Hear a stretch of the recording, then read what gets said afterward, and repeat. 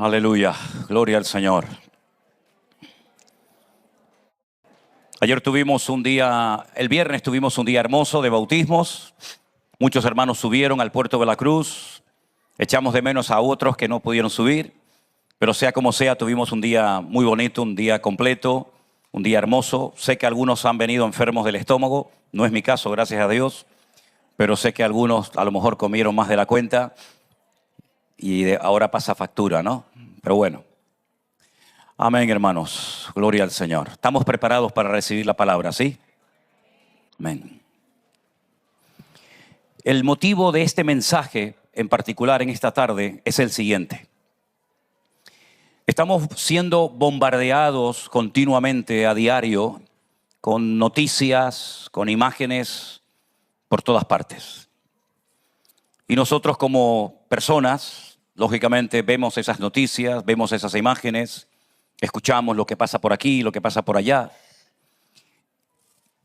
Y uno de los objetivos que tengo con este mensaje en esta tarde, a través del cual ustedes van a recibir, yo creo que una información muy necesaria, es que la iglesia tenga un criterio propio y las ideas claras.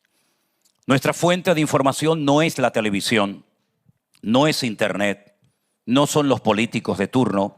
Nuestra fuente de información fidedigna es la Biblia, es la palabra del Señor. Y hay cosas que la Biblia dice que pueden resultarnos, digamos, duras o difíciles, incluso hasta de entenderlas. Pero no nos olvidemos de que la Biblia no es un libro que está caducado.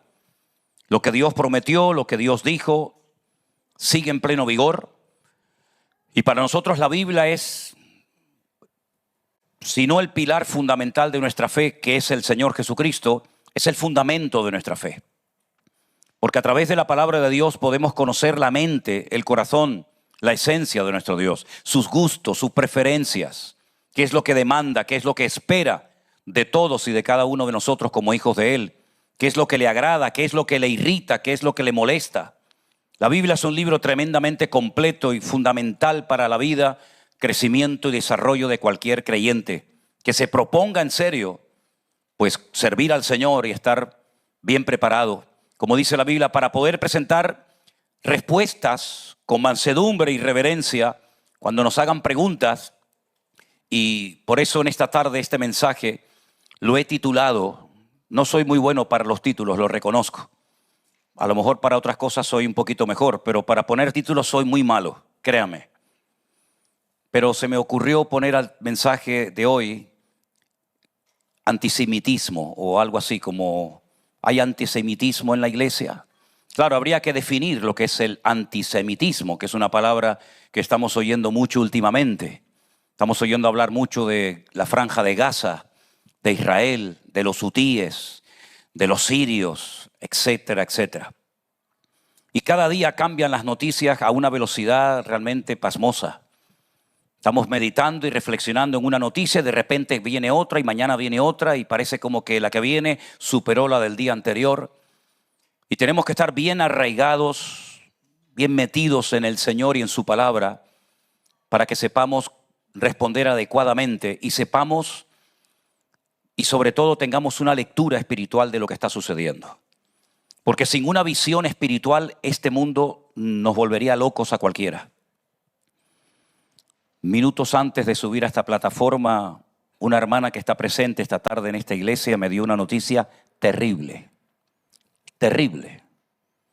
Uno de sus vecinos, alguien que vive aquí detrás de la iglesia, hoy se quiso suicidar y se tiró desde un 5º piso.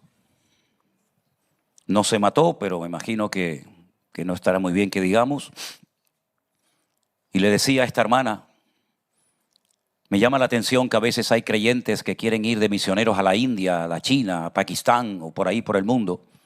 Y a veces tenemos la necesidad más cerca de nuestra casa de lo que nos podemos imaginar. Y como pastor pienso y digo, fíjate, llevamos 23 años en este lugar y un vecino que vive detrás de la iglesia hoy se tiró del 5º piso para quitarse la vida. Qué tremendo, ¿no? No es el primero que ocurre en la zona, ¿eh? Ya ha habido otros casos, y justamente también en día domingo. Así es que la gente está desesperada, La sociedad está vacía, confundida. Sobre todo los que ya tienen una cierta edad, que ven cómo va evolucionando y cambiando la vida y la sociedad, llegan a un momento que sin Dios no me extraña, no me sorprende lo más mínimo que se quieran quitar la vida, que estén amargados, frustrados, deprimidos, angustiados, con miedo y sin ningún deseo de vivir ni de luchar más. Y es algo que estamos viendo mucho en España en los últimos tiempos, sobre todo también en la juventud. Jóvenes que no le ven un futuro, que ven que no se pueden nunca independizar, no pueden comprarse su casita, no pueden ser independientes, tienen que estar todavía un año y otro y otro y otro año dependiendo de sus padres. No hay trabajo, no hay alternativas, no hay un horizonte lo suficientemente claro como para decir, bueno, lucho, me preparo unos cuantos años y después podré tener esto y aquello. Y hay muchos jóvenes que han optado por irse del país, muchos, miles. Han ido a otros países, sobre todo los que tenían alguna carrera universitaria, algún título, viendo que aquí no había posibilidades de un futuro que tuviera que ver con su profesión, con su carrera. Muchos se han marchado, otros evidentemente han venido, pero sea como sea, vivimos en un mundo loco. Anoche no sé cómo me llegó por internet un pequeño vídeo de un señor que estaba reparando un cassette. Yo sé que voy a hablar ahora en lenguas para muchos de ustedes, pero los que tienen interpretación de lenguas me van a entender perfectamente. Estaba reparando un cassette y había unos tornillitos que se quitaban, porque cuando se doblaba la cinta que había dentro, pues había que colocarla, había que pegarla, había que volver a ponerla. Tenías que dar unos golpecitos para que las rueditas se movieran. Oye, y me entró una nostalgia, tú. Me entró una cosa a decir, jolín, yo quiero otra vez tener los cassettes y quiero otra vez tener el Walkman, ¿no? Y el teléfono ese que tenía la rueda, ¿no? Pero ya esas cosas pasaron y nunca más volverán. Y ves a un niño pequeño, y lo veo por ejemplo en Adriel, jugando con un teléfono que tiene más tecnología que el primer cohete que los americanos lanzaron hacia el espacio en los años 60. Y vemos que el mundo está cambiando de una forma tremenda y más que va a ir cambiando. Me acuerdo cuando teníamos las pesetas, no existía el euro, ni siquiera soñábamos en que algún día, después de más de 100 y pico de años en este país, desapareciera esa moneda, pero no solamente la peseta y el franco y la lira y todas las monedas de Europa, y las fronteras desaparecieran, y pudiéramos sacar billetes de avión y hacer transferencias bancarias y poder hablar viendo a la persona a través de una pantalla de teléfono o de un ordenador. Eran cosas impensables hace unos cuantos años atrás. Pero a pesar de que el mundo ha cambiado y más que va a ir cambiando, la Biblia sigue siendo la misma. Seguimos leyendo la misma Biblia, las mismas parábolas, las mismas profecías, las mismas promesas, los mismos personajes. Seguimos hablando de Abraham, de Moisés, de David. Seguimos hablando del Espíritu Santo, seguimos practicando la Santa Cena, seguimos esperando la segunda venida del Señor Jesucristo, seguimos hablando de la Nueva Jerusalén y eso no ha cambiado, gracias a Dios. Y por eso es importante que nosotros tengamos las raíces bien profundas y que estemos bien arraigados en el Señor y en su palabra para saber cómo comportarnos en esta época. Ahora, si ustedes prestaron atención a la lectura que nuestro hermano Jerónimo nos traía en esta tarde, él se detuvo en el versículo 12 de Génesis 13. Yo voy a leer el resto del pasaje, que es muy interesante y quiero que presten atención porque aquí es Dios el que le está hablando a Abraham. Todavía no se había cambiado el nombre por Abraham. Y el Señor le promete a él y a su descendencia algo que parece mentira. Todavía hoy en día muchos no terminan de aceptar que esta fue una decisión unilateral de Dios, que Él la tomó porque es Dios y tiene todo el derecho de tomar las decisiones que quiera, porque del Señor es la tierra y su plenitud. Y aquí le dice el Señor a Abraham en el capítulo, ya digo, 13 de Génesis, el versículo 14, Dios le dijo a Abraham, después de que Lot se separara de él, alza ahora tus ojos y mira desde el lugar donde estás hacia el norte, hacia el sur, hacia el oriente y hacia el occidente. Porque toda la tierra que ves la daré a ti y a tu descendencia para siempre. ¿Cuántos dicen amén? Para siempre. Haré tu descendencia como el polvo de la tierra, que si alguno puede contar el polvo de la tierra, también tu descendencia será contada. Levántate, ve por toda la tierra a lo largo de ella y a su ancho, porque a ti a ti te la daré. Abraham pues, removiendo su tienda, vino y moró en el encinar de Manre, que está en Hebrón, y edificó allí un altar al Señor. Abraham no era judío. Abraham era iraquí, o de este país chiquitito que se llama Kuwait en la actualidad. De ahí vino él, con su esposa, con su padre, con su sobrino Lot, y caminó por un camino que se llama la Creciente Fértil, que era el camino que hacían las caravanas, porque en esos lugares había agua, había oasis, y era mucho más largo, lógicamente, el camino, era una especie de media luna, pero evitabas atravesar todo el desierto, que era prácticamente imposible hacerlo, y más en aquellos días, y que podías perder la vida muy fácilmente, tú y todo lo que llevabas contigo. Seguramente tardó meses, mucho tiempo, desde que sale de Ur de los Caldeos hasta llegar a lo que se conocía en aquel tiempo como Canaán. Todavía no se hablaba de Israel, todavía no se hablaba de la tierra que fluye leche y miel, sino de Canaán, es decir, donde vivían los cananeos, que eran los descendientes de uno de los hijos de Noé. Ustedes saben que Noé tuvo 3 hijos, y cuando estos salen del arca junto con su padre y sus esposas, pues comienzan a reproducirse. Unos se van en una dirección, otros se van en otra dirección. Estaban los hijos o los descendientes de Can, que son los cananeos. Estaban los descendientes de Jafet y estaban los descendientes de Set. Y así se pobló toda la tierra. Y es interesante ver hacia dónde fueron sus hijos, porque así podemos ver de dónde vienen las naciones, ¿verdad? Unos se fueron en dirección a África, otros a Oriente Medio, otros se fueron en dirección a Europa.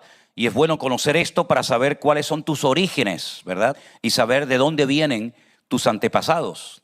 Ahora bien, los cananeos se afincaron en ese territorio pequeño, ¿verdad? Que tiene menos de 90 kilómetros de ancho, que como vamos a ver en esta tarde, es desde el río hasta el mar. Desde el río Jordán, que es la frontera natural entre lo que es hoy en día Jordania e Israel, y el Mare Nostrum, o el mar Mediterráneo, que empieza en Israel y termina en España, o si prefieren, empieza en España y termina en Israel, como quieran. La cuestión está en que Abraham tuvo 2 hijos, eso todo el mundo lo sabe, pero de esos 2 hijos, el que Dios escogió para que fuera su heredero fue a Isaac, el que tuvo con su esposa Sara, porque él había recibido una promesa de que tendría un hijo que podría heredar toda su fortuna, y viendo que el hijo no venía porque él era ya muy anciano, su esposa también, pues tuvo una relación, digamos, extramatrimonial, aunque en aquellos tiempos parece que se permitían ciertas cosas, con una criada de su esposa llamada Agar, que era de origen egipcio, no era árabe, era egipcio, de Egipto. Los egipcios no son árabes. Y ese hijo nació y se llamó Ismael. Y la Biblia lo define en hebreo con los siguientes términos: Pere Adán. Dice, será un Pere Adán. Pere Adán significa, en el orden que lo voy a decir, salvaje hombre. No un hombre salvaje, sino que prevalece la naturaleza, el carácter, la esencia de ese personaje. Será un salvaje humano. Un salvaje hombre, un Pere Adán. Cuando llega a una edad, la Biblia nos enseña que Abraham recibe la orden de tener que expulsar a este hijo, Ismael, al cual lógicamente él amaba, junto con su esposa Agar. Y él tiene otro hijo que se llamó Isaac, el hijo de la promesa. La palabra Isaac, Yishak en hebreo, tiene al principio del nombre una letra muy pequeña que se llama la letra Yod, que cuando se coloca en esa posición habla de futuro, es decir, el que te hará reír en el futuro, ¿de acuerdo? Ese fue el hijo que tiempo más tarde Abraham llega al monte Moriah y está a punto de sacrificarlo, pero todos conocemos el resto de la historia. Entonces la descendencia de Abraham pasa por Isaac, después pasa por Jacob y a continuación por todas las tribus de Israel, que ya todos las conocemos, ¿verdad? Isaacar, Zabulón, Benjamín, Gad, Aser, Manasés, etcétera, etcétera. El Señor le prometió a Abraham, a él y a su descendencia, ese territorio en particular, lo que hoy en día conocemos como Israel, el pueblo de Israel. No siempre fue fácil vivir en aquel lugar. De hecho, no es fácil vivir en aquel lugar. Abraham tuvo que descender a Egipto un tiempo para buscar alimentos y sobre todo agua, porque en Canaán había escasez y sus animales se morían. Después de un tiempo, la Biblia nos enseña que también sus descendientes tuvieron que volver otra vez a Egipto a buscar comida en la época de José. Después de 400 años en Egipto, viviendo allí, no todos los 400 años fueron como esclavos, pero mucha parte sí, vuelven otra vez rumbo a la tierra prometida y todos conocemos el resto de la historia, con Moisés, que los saca, cruzan el mar Rojo y los lleva casi hasta la frontera de la tierra prometida, y él muere en un monte en el país de Jordania, y dice que ese monte se llama el monte Nebo. El monte Nebo significa en árabe el monte del profeta, porque profeta en hebreo se dice Naví, y en árabe el monte Nebo. Y allí murió allí murió Moisés. Y entran a la tierra prometida, ya se llama así, la tierra que fluye leche y miel, con un tal Josué. Repito, no siempre fue fácil para los descendientes de Abraham vivir en aquel territorio. Aquel territorio, cuando ellos entran, está habitado. Está habitado por gente que tienen sus territorios, pero han decidido también apropiarse de ese lugar. Por ejemplo, los habitantes de la isla de Creta, los cretenses, que no tienen nada que ver con los cretinos, decidieron irse a vivir a la costa de Israel y se apropiaron de parte de la costa de lo que hoy en día es Israel y tomaron posesión de algunas ciudades que hasta el día de hoy, curiosamente, se siguen llamando igual. Por ejemplo, la famosa Franja de Gaza, eso era de los filisteos. Allí vivía Dalila, ¿se acuerdan? Aquella que hizo pecar al juez de Israel llamado Sansón. Ellos tenían la ciudad de Askelón, tenían la ciudad de Asdod, tenían Ecrón y tenían Gat. Esas 5 zonas, digamos, costeras, estaban bajo posesión de ellos. Ahora es interesante, y no me voy del hilo, pero sígame por favor. Es interesante que esos filisteos que eran de origen de la isla de Creta, cuando el apóstol Pablo le dice a Tito, quédate en la iglesia que yo he abierto y fundado en la ciudad o en la isla de Creta, cuando Pablo le escribe una carta a Tito después de años, él dice cómo es el carácter de los cretenses. Léanlo para que vean, es una tarea que les dejo.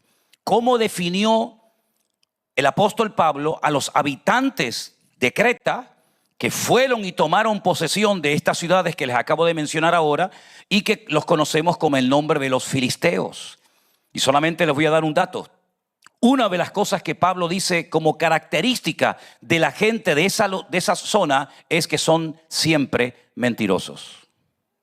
Siempre mienten. La mentira es su valor más importante. Son capaces de mentir si el fin justifica los medios. Y otros datos más que ustedes los encontrarán. Ahora bien, Dios decidió, no lo decidió Abraham, no lo decidió Moisés, no lo decidió nadie, lo decidió Dios, que ese territorio sería para Abraham y para su descendencia. Y a los judíos se les conoce como semitas, porque son descendientes no de Jafet, no son descendientes de Can, serían cananeos, sino son descendientes de Set y son, por lo tanto, semitas. Y el término antisemita significa, tomen nota, persona que muestra hostilidad o prejuicios hacia los judíos o hacia su cultura o su influencia en el mundo. Un antisemita, ya digo, es una persona que es hostil, es agresiva, a veces también con acciones, no solamente con sus palabras. Una persona que está llena de prejuicios, de rechazo hacia los judíos, su cultura o su influencia. El antisemitismo intenta demonizar o castigar a los judíos o a las personas que sienten afinidad por Israel o por los judíos. Es interesante notar que cuando venía ahora caminando hacia la iglesia, no sé por qué me volví y miré a lo alto de un edificio y vi una bandera palestina. Y estoy seguro que no va a tener ningún problema esa persona que vive en esa casa por haber colocado en el balcón o en la ventana de su casa una bandera palestina. Pero si tú o yo o cualquiera de nosotros se nos ocurre poner una gran bandera, por ejemplo, de Israel, en la ventana de tu casa, en tu coche o en donde sea, probablemente más de una persona te va a criticar, te va a insultar o te va incluso hasta agredir.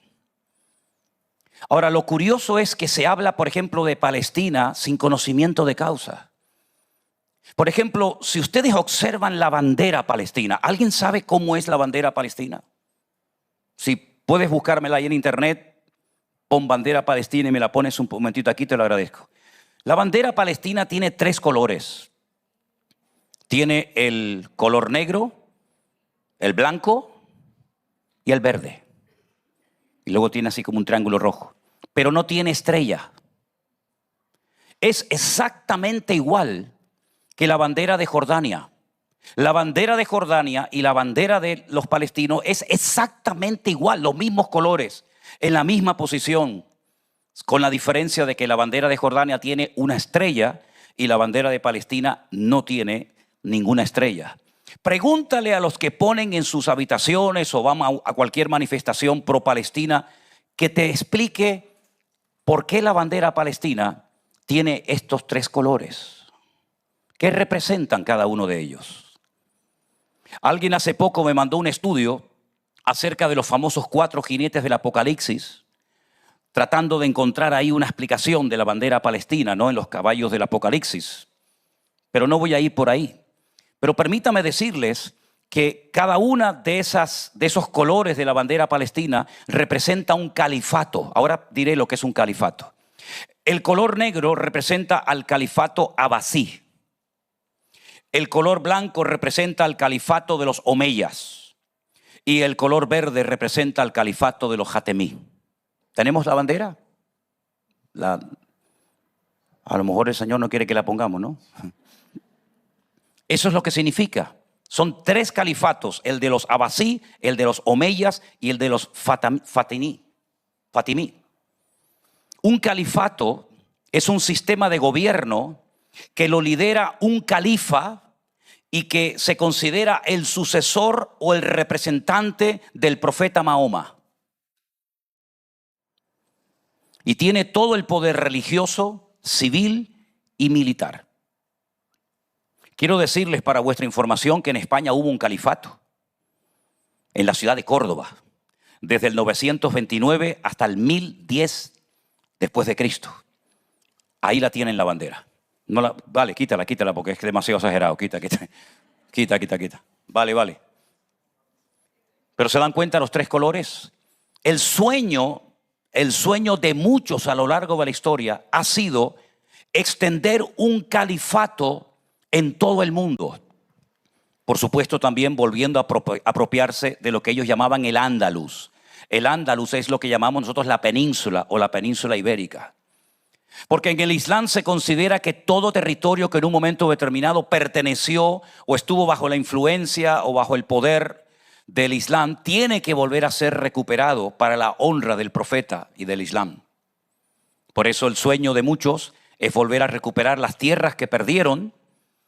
Aunque el sistema de califato fue abolido en el año 1924, cuando el Imperio Otomano se disuelve y ahí nace, digamos, Turquía, muchos de ellos siguen soñando con que algún día en Europa y en Oriente Medio y en muchas naciones de la tierra haya un califa, haya un líder que tenga en sí mismo todo el poder militar, político, civil, religioso, y el mundo se rija no por la Biblia, no por los principios y valores que hemos tenido durante siglos en este continente o en nuestras vidas, sino única y exclusivamente por las leyes del Corán y por el profeta Mahoma. Ahora bien, es increíble ver cómo hay creyentes que todavía no tienen claro lo que está sucediendo, porque no tienen un conocimiento de la palabra del Señor. Se olvidan de que ese territorio le pertenece a los descendientes de Sem, es decir, a la descendencia de Abraham, que son los hijos de Israel. Y no solamente lo dice aquí, sino que cuando cruzan el río Jordán, porque lograron cruzar el río Jordán en la época de Josué, escuchen estas palabras tremendamente interesantes que dicen así: mi siervo Moisés ha muerto, levántate y pasa el Jordán, tú y todo tu pueblo, a la tierra que yo les doy a los hijos de Israel. no a los hijos de Ismael. Los hijos de Ismael son los árabes, que son tremendamente ricos, tienen millones de metros cuadrados. Son casi las naciones más ricas de la tierra. Vean cómo viven los descendientes de Abraham y son multimillonarios, no les falta de nada. Tienen vastos territorios, tienen petróleo, viven como nadie vive en el mundo. Es decir, Dios no se olvidó de los descendientes de Ismael. Dios también prosperó y bendijo a las naciones árabes, ya lo creo. Pero el país de Israel es tan pequeño, tan insignificante, que si ustedes ven un mapa, ni siquiera se puede poner el nombre Israel dentro, sino que siempre se pone fuera de lo pequeñito que es. Y ese lugar tan pequeño, que es una encrucijada, ¿verdad?, es el que Dios ha decidido darle, como dice aquí, a los hijos de Israel. Yo os he entregado, como lo había dicho a Moisés, todo lugar que pisare la planta de vuestro pie. Por eso le dice, si quieres tomar posesión de este país pequeñito, pero que al fin y al cabo es el que les tocó a ustedes en heredad, tienen que pisarlo, tienen que conquistarlo, tienen que tomar posesión de él. Y dice aquí algo muy interesante, porque aquí están las fronteras bíblicas, no las fronteras que marcó la ONU, no las fronteras del 48, 47 o 67, no. Las fronteras bíblicas, tenemos que saber desde dónde hasta dónde tiene derecho esta gente a estar allí. Presten atención. Dice el Señor, versículo 4, desde el desierto y el Líbano. Ahí menciona la Biblia el Líbano. El Líbano nunca ha sido de Israel, pero según la Biblia, algún día el Líbano también tiene que formar parte del territorio de Israel. Desde el desierto y el Líbano hasta el gran río Éufrates. Yo no sé ustedes cómo están de geografía, pero el río Éufrates, ¿dónde está, hermanos? El río Éufrates junto con el Tigris está en Mesopotamia. Está en lo que hoy en día ocupa el territorio de Irak, la antigua Babilonia. Es decir, que el Señor les prometió a este pueblo, a esta gente, desde el desierto hasta Irak, tomando también en cuenta lo que sería hoy en día Jordania y tomando también en cuenta lo que es el Líbano. Un territorio enorme que nunca lo pudieron tener bajo control, pero esas son las fronteras bíblicas que el Señor ha establecido para este pueblo, para esta gente. Desde el desierto y el Líbano hasta el gran río Éufrates, toda la tierra de los heteos, hasta el gran mar, es decir, hasta el Mediterráneo, donde se pone el sol, será vuestro territorio. Nadie te podrá hacer frente en todos los días de tu vida. Como estuve con Moisés, estaré contigo. No te dejaré ni te desampararé. Esfuérzate y sé muy valiente, porque tú repartirás a este pueblo por heredad la tierra, la cual juré a sus padres que se la daría. Solamente esfuérzate, sé muy valiente para cuidar de hacer conforme a toda la ley que mi siervo Moisés te mandó. No te apartes de ella ni a diestra ni a siniestra, para que seas prosperado en todas las cosas que emprendas. Nunca se apartará de tu boca este libro de la ley, sino que de día y de noche meditarás en él, para que guardes y hagas conforme a todo lo que en él está escrito, porque entonces harás prosperar tu camino y todo te saldrá bien. ¿Cuántos dicen amén? Y termino con el 9. Mira que te mando que te esfuerces y seas valiente. No temas ni desmayes, porque el Señor tu Dios estará contigo a donde quiera que vayas. Eso no lo escribió la ONU. Eso no lo han decidido 4 rabinos en una habitación a escondidas. Eso ni siquiera lo decidió ningún político. Ni siquiera la iglesia cristiana dijo, bueno, vamos a darle este territorio a ellos, sino que es una decisión unilateral de Dios. Dios fue el que repartió al principio de los tiempos pedazos de tierra, zonas, para que las 70 naciones que se registran en el libro del Génesis supieran desde dónde hasta dónde podían vivir. Si les interesa a ustedes este tema, que a mí es un tema muy apasionante, vean las 70 naciones que menciona la Biblia y dónde vivían cada una de ellas. Y todas tenían recursos naturales, y todas tenían fuentes de aguas, y todas tenían mucho terreno para poder criar a sus familias, sus ganados, y para poder plantar y sembrar. Y lógicamente también al pueblo de Israel Dios decidió darle un trozo de la tierra que es de él, porque la tierra no es del hombre, la tierra es del Señor. ¿Cuántos dicen amén? Vuelvo a repetir el salmo que dice, de Jehová es la tierra y su plenitud. Y Dios, como el dueño de la tierra, decide repartir, como cuando un padre muere o está en vida, darle a sus hijos la parte de la herencia que le corresponde. Lo vemos en la parábola del hijo pródigo, cuando dice la Biblia que él les, plural, les repartió los bienes, tanto a uno como a otro, tanto al menor como al mayor. Dios también repartió su mundo, el que había creado, a las 70 naciones, que lógicamente eran las únicas que existían en aquel momento, pero que se fueron extendiendo con el paso del tiempo.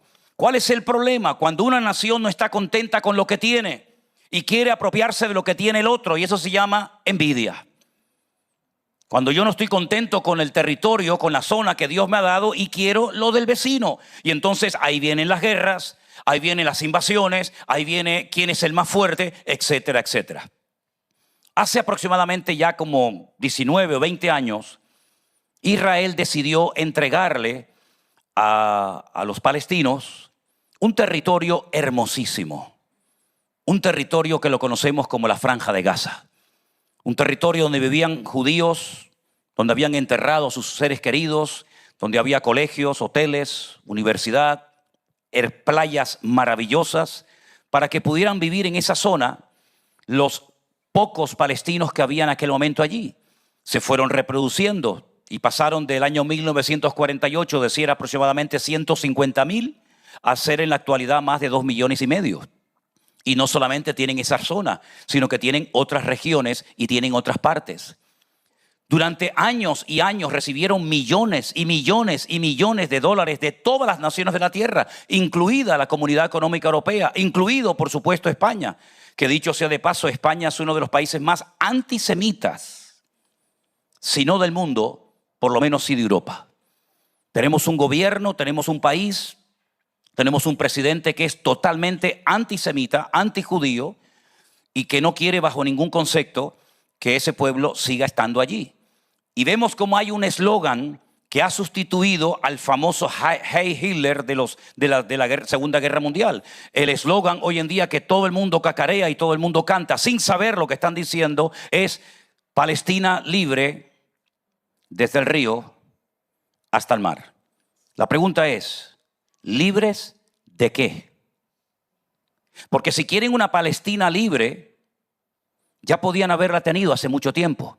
Pero si estudiamos la historia y somos objetivos y no vamos a un lado ni a otro, sino simplemente objetivos, personas que analizan fríamente la cruda realidad, algunos pueden decir, pero los judíos le robaron la tierra a los palestinos cuando declararon en mayo de 1948 la independencia de Israel. Allí en Tel Aviv, allí Ben Gurión, ese es el nombre que lleva el aeropuerto de Israel, David Ben Gurión, declaró el Estado de Israel en 1948 y le robó la tierra a los palestinos.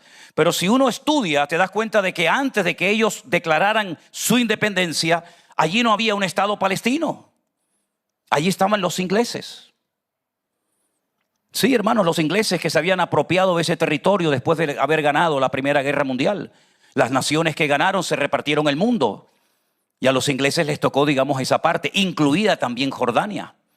Y como tenían muchos problemas con los jordanos, pues decidieron inventar, crear un país de la nada, que según la Biblia se llamaba Moab, que en la actualidad se llama Jordania, porque está al lado del río Jordán, y se la dieron a la familia de los hashemitas.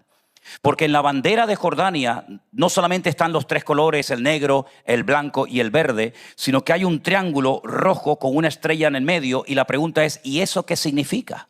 ¿Qué representa el color rojo de la bandera jordana? Representa a la familia hashemita.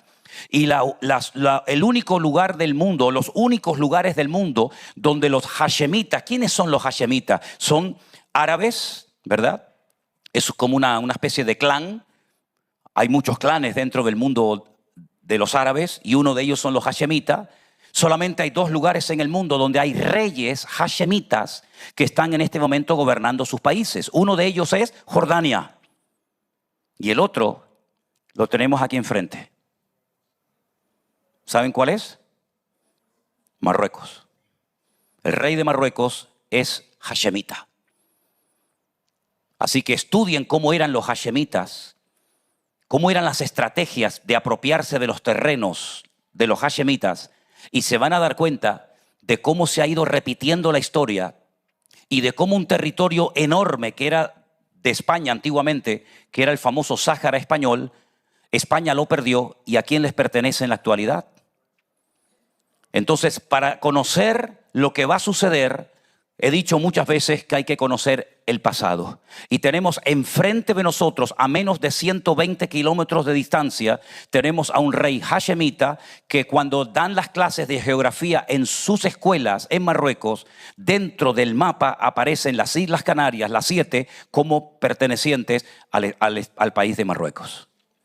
Así que yo no sé si veré en algún momento la invasión de las Islas Canarias, pero tal vez algunos de ustedes a lo mejor las verán en el futuro.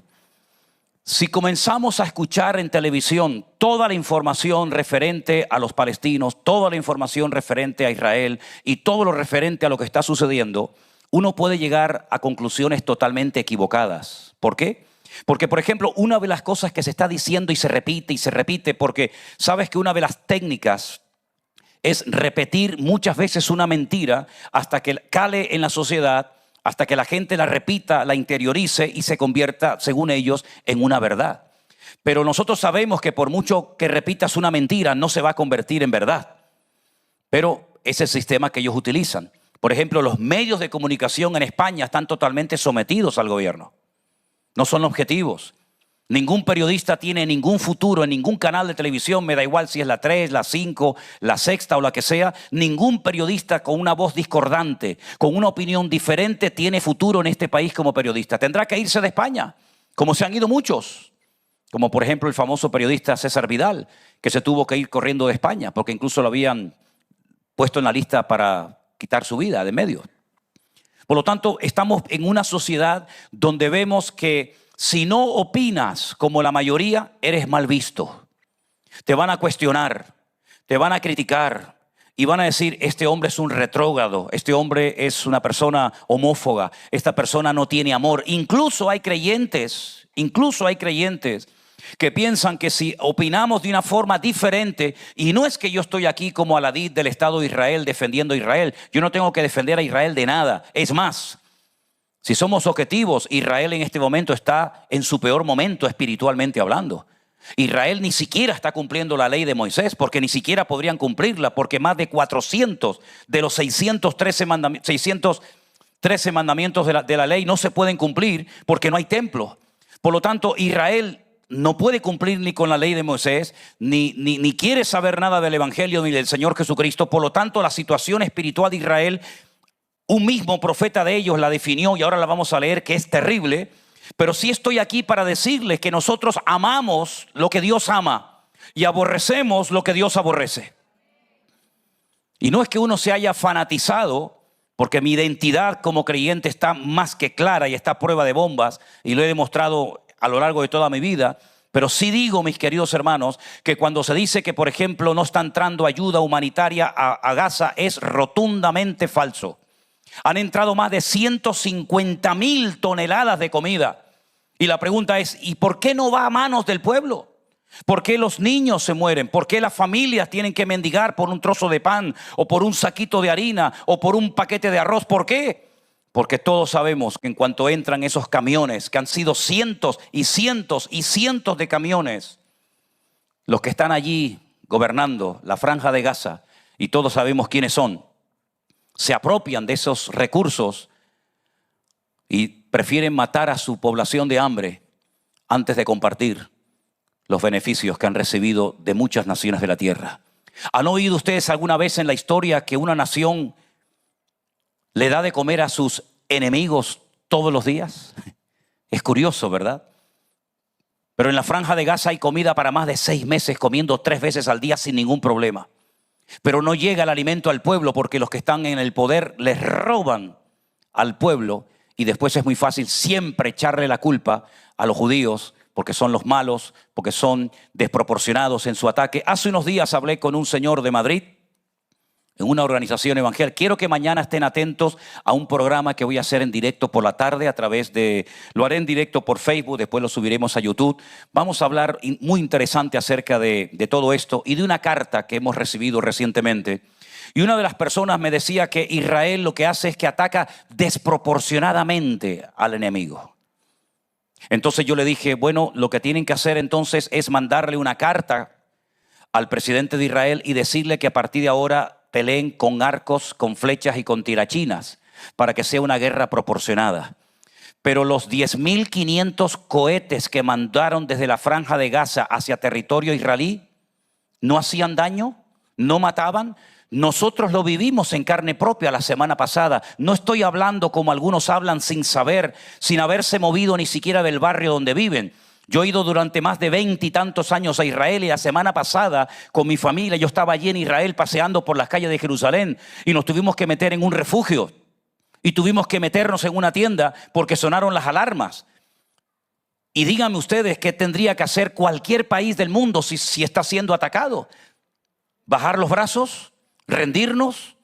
¿O tendríamos que pelear para que no vuelva a ocurrir la tragedia que ocurrió, por ejemplo, el día 7 de octubre, donde en menos de una hora, 1.200 personas civiles, y eso es un delito de lesa humanidad, es decir, cuando se ataca a la población civil, eso es un delito muy grave, porque esa población civil no tiene posibilidades de defenderse. Que un ejército ataque a otro ejército y que se maten entre ellos, eso es otro tema.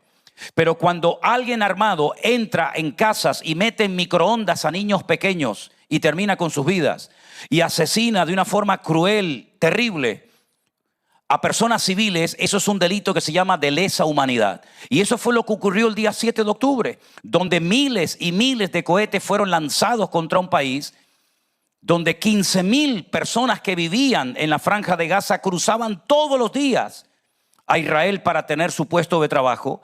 Y desde el 7 de octubre no solamente Israel, sino que el mundo entero cambió. Entonces, ¿cuál es la postura que tenemos que tener? ¿Amar a unos y odiar a otros? En absoluto. Como dijo nuestro hermano Eduardo en el Congreso Escorial este año, amar a Israel no significa odiar a otras naciones, a otros pueblos. Pero sí tenemos que tener una visión clara de lo que Dios ha dicho en su palabra. La palabra de Dios nos enseña que en los últimos tiempos todas, incluido Israel, todas las naciones de la tierra van a ser sacudidas de una manera u otra. 75,000 millones de dólares ya lleva gastado Israel en esta guerra. 75,000 millones de dólares. Y todos los túneles, quiero decirles como dato curioso, que la Franja de Gaza tiene aproximadamente como unos 40 kilómetros de larga de costa mediterránea. Cuando las tropas israelíes entraron en territorio de la Franja de Gaza, descubrieron, y todavía siguen descubriendo, que hay más de 750 kilómetros de túneles subterráneos. Esos túneles costaron millones. Se emplea mucha tierra, mucho cemento, mucho hierro, mucho hormigón. Con esos millones que se invirtieron con crear esos túneles, con el objetivo de atacar los kibutz, con el objetivo de secuestrar niñas, soldados, familias, etc., se podían haber creado cientos y cientos de mezquitas, cientos de colegios. Se podía haber restaurado toda la infraestructura de la Franja de Gaza y haber convertido ese lugar precioso como era en uno de los lugares más atractivos y bonitos para el turismo a nivel mundial. Tienen historia bíblica, podrían, por ejemplo, hacer museos para hablar de la historia de Sansón y Dalila. Podrían, por ejemplo, abrir hoteles, resort, spa de lujo para que pudieran ir allí todas las personas. Los cruceros podían haber ido, un buen aeropuerto, unos buenos atraques para los barcos. Lamentablemente, la cruda realidad es que un lugar maravilloso como era la Franja de Gaza hoy en día es un montón de escombros y de ruina. Y lo peor de todo es que esto va, yo creo que para largo. Pero sí quiero que tengamos una cosa clara como cristianos. Israel no le ha robado nada a nadie. El único país del mundo donde pueden vivir los judíos se llama Israel. No tienen otro país. Los latinos, si quieren, pueden ir a Venezuela, a Colombia, a Argentina, a México, a Paraguay, a Uruguay, ¿verdad? Pero los judíos solamente tienen un pequeño país que no tiene más de 300 kilómetros de largo y menos de 90 de ancho. Son el 0,001% de la población mundial. Un país pequeño, pero un país que ha aportado tantos beneficios a la humanidad, tantas cosas que utilizamos a diario para poder tener una vida más cómoda. Todo eso se lo debemos a ese pueblo, que lo único que quieren es vivir en paz. Quiero que recuerden que el día 7 de octubre a las 6 de la mañana, aquello era un paraíso. Se podía pasear a cualquier hora del día. Había trabajo, había seguridad, había de todo. Ese mismo día, a las 6:30 de la tarde, lamentablemente todo cambió. Y perdieron y mordieron, como dijo alguien allí, mordieron la mano del que les daba de comer. Y por eso ahora te vas a Israel y ves en las construcciones, no ves ni a un palestino. Todos son filipinos, hindúes, chinos.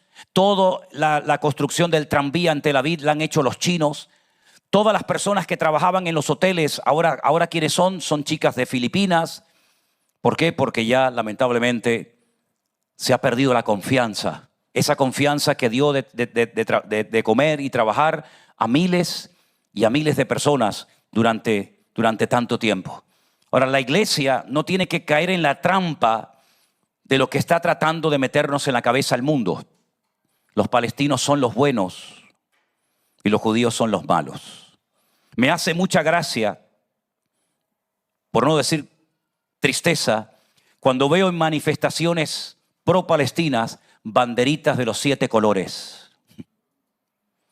Si estos ignorantes supieran que si uno de ellos pone su pie dentro de ese territorio, te prenderían fuego y te tirarían de un 5º piso abajo, no se les ocurriría nunca más mezclar una causa con otra. Condenar al que ha sido atacado es la injusticia más grande del mundo. En ese lugar donde hemos estado recientemente, hay hermanos nuestros que nos piden oración. Los invitamos el otro día al hotel donde nos quedábamos y nos decían los hermanos, ¿por qué el mundo no nos quiere? ¿Por qué siempre somos los malos de la película? Nos echaron la culpa en la época de la Edad Media, en la peste negra, porque decían que fue por culpa de los judíos que la gente moría por la peste negra en Europa. Nos echaron la culpa de todos los males habidos y por haber en todas las naciones del mundo donde hemos estado. Pero sin embargo nosotros sabemos perfectamente que Dios tiene un plan, tiene un propósito, tiene promesas y tiene un pacto que sí o sí lo va a cumplir con ese pueblo. Porque Dios no es como un hombre que promete y después no cumple o se olvida o hace todo lo contrario a lo que había prometido. Nuestro Dios no actúa de esa manera. Él no es hijo de hombre para que se arrepienta. Él cuando promete y establece algo, Él lo va a cumplir. Y sabemos que Israel va a entrar en un periodo muy duro. La Biblia lo llama el tiempo de angustia de Jacob o el día del Señor, donde van a ser sacudidas pues todas las instituciones, lo político, lo religioso, lo económico, etcétera, etcétera. Pero ¿cuál es entonces el motivo por el cual todavía, y digo esto con dolor en mi corazón, todavía no ha habido un quebrantamiento como el que yo esperaba que ocurriera el día 7 de octubre en Israel? ¿Habrá alguna explicación bíblica? ¿Habrá algún pasaje, hermano? ¿Habrá algún texto que nos pueda explicar claramente por qué este pueblo todavía, con lo que están pasando y con lo que han sufrido, sigue resistiéndose a entregarle sus vidas y a reconocer al Señor Jesucristo como su Señor y Salvador personal y como su Mesías? Claro que lo hay, hermano. Permítame leerles este pasaje del capítulo 29 de Isaías y con esto voy concluyendo. Y presten atención a este pasaje que realmente es extraordinario. ¿Cómo define este hombre? ¿Cómo explica Isaías a la perfección la situación actual, espiritualmente hablando, de este pueblo? Isaías capítulo 29, verso 9 dice lo siguiente: deteneos y maravillaos, ofuscaos y cegaos, embriagaos y no de vino, tambalead y no de sidra. Porque el Señor derramó sobre vosotros espíritu de sueño y cerró los ojos de vuestros profetas y puso velos sobre las cabezas de vuestros videntes. Sabéis que la palabra videntes en aquellos tiempos también hablaba de personas que tenían que conocer y compartir la palabra de Dios. No tiene esta connotación negativa que tiene hoy en día esta palabra, ¿verdad? Es Dios el que ha cegado el entendimiento de todos sus predicadores, profetas, etcétera. Y os será toda visión como palabra de libro sellado, el cual si dijeren al que sabe leer y le dijeren, lee ahora esto, él dirá, no puedo porque está sellado. Y si le dieren el libro al que no sabe leer, diciéndole, lee ahora esto, él dirá, no sé leer. Ahora escuchen esto. Tal vez es uno de los versículos más fuertes y directos que definen la situación espiritual de Israel en la actualidad. Dice el Señor, este pueblo se acerca a mí con su boca y con sus labios me honra, pero su corazón está lejos de mí. Y su temor de mí no es más que un mandamiento de hombres que le ha sido enseñado. Más claro agua, mi hermano. Por tanto, he aquí que nuevamente excitaré yo la admiración de este pueblo con un prodigio grande y espantoso, porque perecerá la sabiduría de sus sabios y se desvanecerá la inteligencia de sus entendidos. Ay de los que se esconden de Dios, encubriendo el consejo, y sus obras están en tinieblas, y dicen, ¿quién nos ve? ¿Y quién nos conoce? Vuestra perversidad ciertamente será reputada como el barro al alfarero. ¿Acaso la obra le dirá a su hacedor, no me hizo? ¿Dirá la vasija a aquel que la ha formado, no entendió? Dios ha cegado temporalmente al pueblo de Israel, y esa ceguera, ese rechazo temporal del Israel hacia el Mesías y hacia el Evangelio, ha enriquecido al mundo. De tal manera que lo que ellos rechazaron, millones de personas no judías, es decir, lo que la Biblia llama gentiles, abrazaron el Evangelio. Pablo lo entendió perfectamente cuando él dijo, ellos eran como una especie de olivo real, bueno, verdadero y bonito, pero al no querer saber nada del Mesías, Dios le arrancó las ramas. Y Dios hizo algo en contra de cualquier mente humana, en contra de la naturaleza, y es que injertó ramas de olivo silvestre en un olivo verdadero. Eso es un disparate. Pero dice, no te ensoberbezcas, porque no son las ramas las que alimentan el olivo, sino es el olivo el que alimenta las ramas. Y Pablo aún va más allá y dice, y poderoso es Dios para volverlos a injertar en el olivo verdadero, en el momento en el que se arrepientan y reconozcan su pecado. Llegará un momento bíblicamente en el que la nación de Israel, desde el más grande hasta el más pequeño, reconocerá su equivocación. Les puse el jueves la fotografía del último Mesías que han reconocido públicamente en Israel. Un hombre que ya murió, pero que muchos de sus seguidores esperan que resucite. Hay fotografía de este hombre por todo Israel y lo reconocieron como el rey Mesías. Bienvenido seas. Llegará un momento bíblicamente que Israel reconocerá su error y pedirán perdón a Dios y se quebrantarán. Por supuesto que sí. La Biblia nos enseña en el libro del profeta Zacarías que verán algún día venir en las nubes aquel que traspasaron y harán gran lamentación por él y llorarán como mujer que pierde a su hijo.